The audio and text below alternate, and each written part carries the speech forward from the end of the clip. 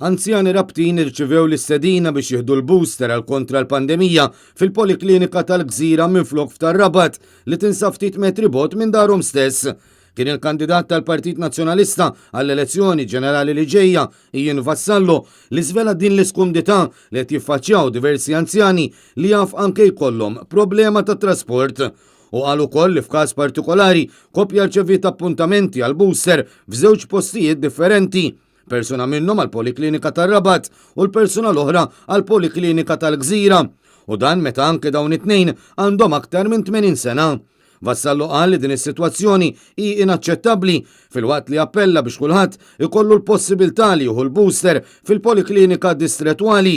Barra minn hekk fakkar kif il-Partit Nazzjonalista qed jipproponi lil anzjani u dawk fil-bżonn għandhom jingħataw il-kura f'darhom. Aħna bħala Partit Nazzjonalista qegħdin ngħidu li kemm jista' jkun il-kura tingħata qrib id-dar tagħhom. U temm billi appella s-sens komun ħalli l-anzjani ma jibqgħux ibatu għall-inkompetenza li qed imexxu biha l-awtoritajiet.